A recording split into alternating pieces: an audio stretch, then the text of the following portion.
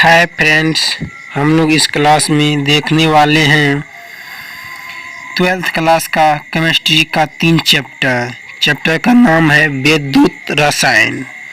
पहला चैप्टर। दूसरा चैप्टर रासायनिकी बल एवं गतिकी और तीसरा चैप्टर का नाम है पृष्ठ रसायन। इन तीनों चैप्टर से हम 25 ऑब्जेक्टिव छांट कर लाए हैं जो कि मस्ट भी है जो 2022 में जरूर पूछेंगे। 2022 के बोर्ड एग्जाम में ये क्वेश्चन निश्चित रूप से पूछे जाएंगे। चाहिए इसीलिए आप लोग इस वीडियो को पूरा देखिएगा। चलिए आज का क्लास शुरू करते हैं। उससे पहले यदि आप अभी तक मेरे चैनल एसएससी पटना को सब्सक्राइब नहीं किए हैं तो चैनल को सब्सक्राइब कर ले एवं बेल आइकन को दबाना ना भूलें। चलिए आज का क्लास शुरू करते हैं। आज का पहला क्वेश्चन है, विशिष्ट चालकता की इकाई होती है। विशिष्ट चालकता की इकाई क्या होती है? 1 सेंटीमीटर से 1 सेंटीमीटर के बीच। कितना से कितना? 1 सेंटीमीटर से 1 सेंटीमीटर तक। इसी इसका करेक्ट आंसर हो जाएगा ऑप्शन नंबर सी, यानी कि 1 सेंटीमीटर से 1 सेंटीमीटर तक। चलिए बढ़ते हैं अगला क्वेश्चन की ओर। अगला क्वेश्चन नंबर 2 में है, किसी पदार्थ की अभिक्रिया दर निम्नलिखित में किस पर निर्भर करती है? किसी पदार्थ की अभिक्रिया दर जो है सक्रिय मात्रा पर निर्भर करती है। किस पर निर्भर करती है? सक्रिय मात्रा पर। इसीलिए इसका करेक्ट आंसर हो जाएगा ऑप्शन नंबर डी, सक्रिय मात्रा। चलिए बढ़ते हैं अगला क्वेश्चन की ओर।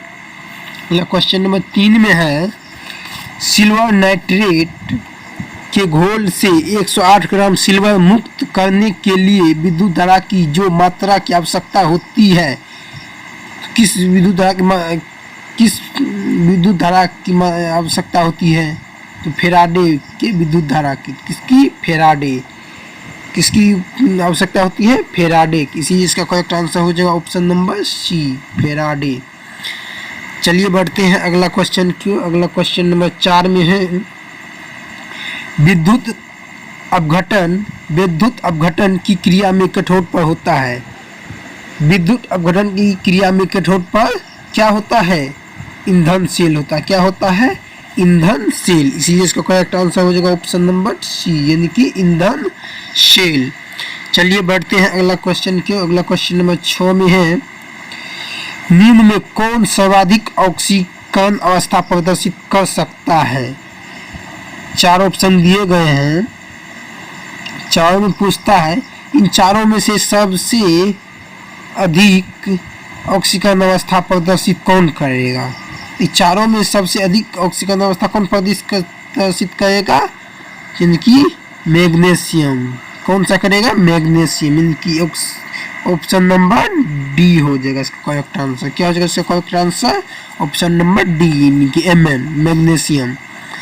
चलिए बढ़ते हैं अगला क्वेश्चन की। अगला क्वेश्चन नंबर 7 है, निम्नलिखित में कौन द्वितीयक सेल है? निम्नलिखित में कौन द्वितीयक सेल है? तो ये चारों में देखिए कौन द्वितीयक सेल है। एक ए में दिया है लेक लॉन्चे सेल। ये कौन सा सेल है? ये द्वितीयक सेल है? नहीं है, ये द्वितीयक सेल नहीं है। बी में दिया है लेड स्टोरेज बैटरी। ये क्या है? ये जो है द्वितीयक सेल है या नहीं? ये जो है द्वितीयक सेल है। लेड स्टोरेज बैटरी जो है एक द्वितीयक सेल है। सी में है सांद्रण सेल। क्या सांद्रण सेल द्वितीयक सेल है? नहीं, सांद्रण सेल द्वितीयक सेल नहीं है। इसीलिए इसका करेक्ट आंसर हो जाएगा ऑप्शन नंबर बी। बी जो है, बी में है lead storage battery. Lead storage battery जो है एक द्वितीयक सेल है। चलिए बढ़ते हैं अगला क्वेश्चन की ओर। अगला क्वेश्चन नंबर 8 में है। क्वेश्चन नंबर 8 कहता है, किस धातु की आयनन ऊर्जा सबसे कम होती है? किस धातु की आयनन ऊर्जा सबसे कम होती है? कैल्शियम सल्फेट की। कौन किसकी? कैल्शियम सल्फेट की। इसका करेक्ट आंसर हो जाएगा option number D, CS, in calcium sulphate. इसका करेक्ट आंसर हो जाएगा ऑप्शन नंबर डी। चलिए बढ़ते हैं अगला क्वेश्चन की। अगला क्वेश्चन नंबर 9 में है, निम्न में कौन लेंथेनाइड अनुचुंबकीय है? निम्न में कौन लेंथेनाइड अनुचुंबकीय, तो कौन है इसमें? EU2 प्लस लेंथेनाइड अनुचुंबकीय कौन है? EU2 प्लस जो है लेंथेनाइड अनुचुंबकीय है। इसी इसका करेक्ट आंसर हो जाएगा ऑप्शन नंबर सी। क्या हो जाएगा correct answer? Option number C. चलिए बढ़ते हैं अगला क्वेश्चन की। अगला क्वेश्चन नंबर 10 में है, निम्नलिखित में किस धातु के लवण के जलीय विलयन के विद्युत विच्छेदन से धातु प्राप्त किया जा सकता है? कहता है यह क्वेश्चन, निम्न में किस धातु के लवण के जलीय विलयन के विद्युत विच्छेदन से धातु प्राप्त किया जा सकता है? किस धातु से? आर्गन से, Ag आर्गन से प्राप्त किया जा सकता है। इसीलिए इसका करेक्ट आंसर हो जाएगा option number D, Ag argon. चलिए बढ़ते हैं अगला क्वेश्चन की ओर। अगला क्वेश्चन नंबर 11 है, ए बी का परिवर्तन द्वितीय कोटि की अभिक्रिया है। ए जो है बी का परिवर्तन द्वितीय कोटि की अभिक्रिया है। यदि ए का सांद्रण दुगुना कर दिया जाए तो प्रतिक्रिया की दर निम्नलिखित में कौन सा गुणक से बढ़ता है?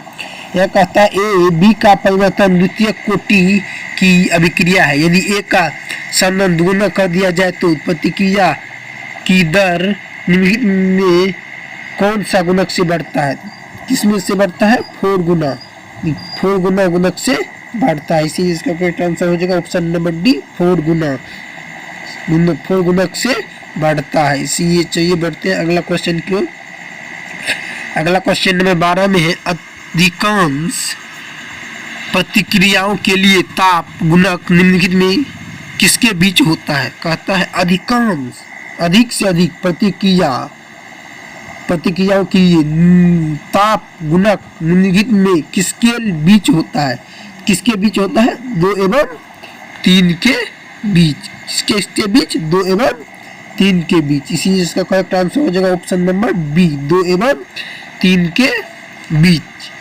चलिए बढ़ते हैं अगला क्वेश्चन की। अगला क्वेश्चन नंबर 13 देखने से पहले यदि अभी तक आप मेरे चैनल को सब्सक्राइब नहीं किए तो कृपया मेरे चैनल को सब्सक्राइब जरूर कर ले और बेल आइकन को दबाना ना भूलें।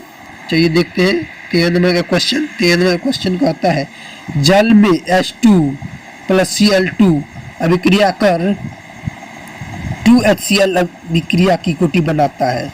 जल में H2 प्लस Cl2 अभिक्रिया कर 2HCl अभिक्रिया की कोटि बनाता है। तो 2HCl बनाता है, तो अभिक्रिया की कोटि क्या होगी? तो अभिक्रिया कोटि क्या होगी? अभिक्रिया कोटि होगी शून्य। क्या होगी? शून्य। कहता है यहाँ जल में H2 प्लस Cl2 अभिक्रिया कर 2HCl बनाता है, तो इसकी कोटि क्या होगी? इसकी कोटि क्या होगी? शून्य होगी, यानी कि 0 होगी।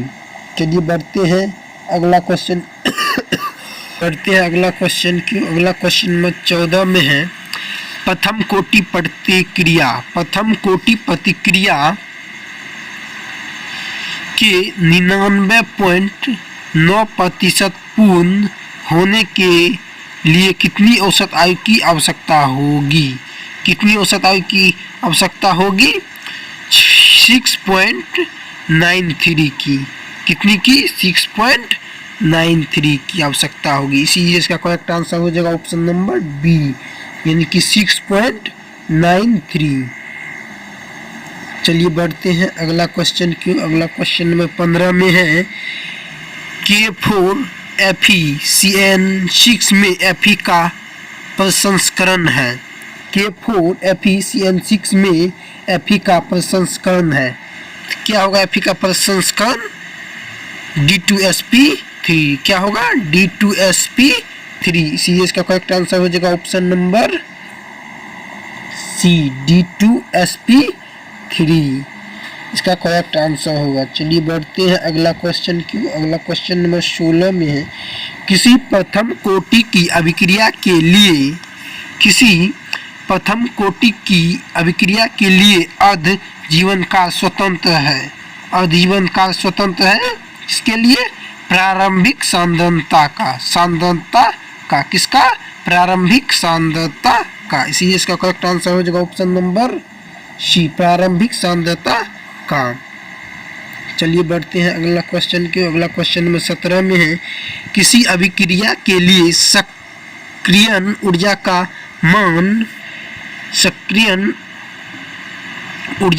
मान निर्धारित किया जा सकता है। कहता है क्वेश्चन नंबर 17, किसी अभिक्रिया के लिए सक्रियण ऊर्जा का मान निर्धारित किया जा सकता है। किसके लिए निर्धारित किया जा सकता है? दो विभिन्न तापक्रम पर गति स्थिरांक का मान ज्ञात करने के लिए किया जा सकता है। चलिए बढ़ देखते हैं इस क्वेश्चन नंबर 17। क्वेश्चन नंबर 17 में कहता है, किसी अभिक्रिया के लिए सक्रियण ऊर्जा का मान निर्धारित किया जा सकता है। क्वेश्चन नंबर 17 कहता है, किसी अभिक्रिया के लिए सक्रियण ऊर्जा का मान निर्धारित किया जा सकता है। तो क्या इस पर निर्धारित किया जा सकता है? दो विभिन्न तापक्रम पर गति स्थिरांक का मान ज्ञात करने के लिए निर्धारित किया जा सकता है। इसीलिए इसका करेक्ट आंसर हो जाएगा ऑप्शन नंबर ए। क्या हो जाएगा correct answer? Option number A. चलिए बढ़ते हैं अगला क्वेश्चन की। अगला क्वेश्चन नंबर 18 में है, क्रिया 2FeCl2 प्लस SnCl2 अभिक्रिया कर बनाता है 2FeCl2 प्लस SnCl4। तो ये किसका उदाहरण है? किसका उदाहरण है? यह जो है ये अभिक्रिया किस कोटि की अभिक्रिया का उदाहरण है? ये जो अभिक्रिया दिया हुआ है ये जो है तृतीय कोटि की अभिक्रिया का उदाहरण है। किसकी अभिक्रिया का उदाहरण? तृतीय कोटि की अभिक्रिया का उदाहरण। इसीलिए इसका करेक्ट आंसर हो जाएगा ऑप्शन नंबर ए, तृतीय कोटि की अभिक्रिया का उदाहरण है। चलिए बढ़ते हैं क्वेश्चन नंबर 19 की तरफ। क्वेश्चन नंबर 19 में है, निम्नलिखित में किस धातु का निष्कर्षण मैकआर्थर विधि से किया जाता है? निम्नलिखित में किस धातु का निष्कर्षण मैकआर्थर विधि से किया जाता है? किसका? आर्गन का। किसका? आर्गन का। इसीलिए इसका करेक्ट आंसर हो जाएगा ऑप्शन नंबर ए। चलिए बढ़ते हैं अगला क्वेश्चन की। अगला क्वेश्चन नंबर 20 होगा, किसी गैस के ठोस सतह पर अधिशोषण, किसी गैस के ठोस सतह पर अधिशोषण की मात्रा निर्भर करती है। किस पर निर्भर करती है? तो ऑप्शन ए में दिया हुआ है गैस के ताप पर, ऑप्शन बी में गैस के दाब पर, ऑप्शन सी में गैस की प्रवृत्ति पर, डी में उपयुक्त में से सभी। तो देखिए किसी गैस की ठोस सतह पर अधिशोषण की मात्रा निर्भर जो करती है ना, वो गैस के ताप पर भी निर्भर करती है, गैस के दाब पर भी निर्भर करती है और गैस के प्रवृत्ति पर भी निर्भर करती है। इसका करेक्ट आंसर तीनों हो जाएगा। इसीलिए इसका करेक्ट आंसर हो जाएगा ऑप्शन नंबर डी, उपयुक्त में सभी पर। इसमें जो है सभी जो है गैस पर निर्भर करती है। इसीलिए चाहिए बढ़ते हैं अगला क्वेश्चन की ओर। अगला क्वेश्चन नंबर 21 है, निम्नलिखित में कौन सी धातु प्रकृति में मुक्त अवस्था में पाई जाती है? कौन सी धातु मुक्त अवस्था में पाई जाती है? प्लेटिनम। कौन सी धातु? प्लेटिनम। इसीलिए इसका करेक्ट आंसर हो जाएगा ऑप्शन नंबर डी, प्लेटिनम। चलिए बढ़ते हैं अगला क्वेश्चन की। अगला क्वेश्चन नंबर 22 में है, ठोस पदार्थ पर किसी द्रव्य का परिक्षेपण कहलाता है। ठोस पदार्थ पर किसी द्रव्य का परिक्षेपण कहलाता है। क्या कहलाता है? जेल कहलाता है। क्या कहलाता है? जेल। इसीलिए इसका करेक्ट आंसर हो जाएगा ऑप्शन नंबर बी, जेल। चलिए बढ़ते हैं अगला क्वेश्चन की। अगला क्वेश्चन नंबर 23 में है, बादल, कोहरा, कुहासा, द्रव्य, गैस, कोलाइडी, एरोसोल है। धूम किस प्रकार का कोलाइडी तंत्र है? धूम जो है किस प्रकार का कोलाइडी तंत्र है? किस प्रकार का है? ठोस गैस का। किसका? ठोस गैस का। इसीलिए इसका करेक्ट आंसर हो जाएगा ऑप्शन नंबर ए, ठोस गैस का। चलिए बढ़ते हैं अगला क्वेश्चन की। अगला क्वेश्चन नंबर 24 में है, स्वर्ण संख्या सबसे कम होती है। स्वर्ण संख्या सबसे कम होती है किसमें? स्वर्ण संख्या सबसे कम होती है किसमें? जिटेलियन में। किसमें? जिटेलियन में। इसीलिए इसका करेक्ट आंसर हो जाएगा ऑप्शन नंबर ए। स्वर्ण संख्या जो है जिटेलियन में कम होती है। किसमें कम होती है? जिटेलियन में। चलिए बढ़ते हैं अगला क्वेश्चन को। अगला क्वेश्चन नंबर 25 में है, कोहरा निम्न में से किस प्रकार की कोलाइडी सिस्टम का उदाहरण है? कोहरा जो है निम्न में से किस प्रकार की कोलाइडी सिस्टम का उदाहरण है?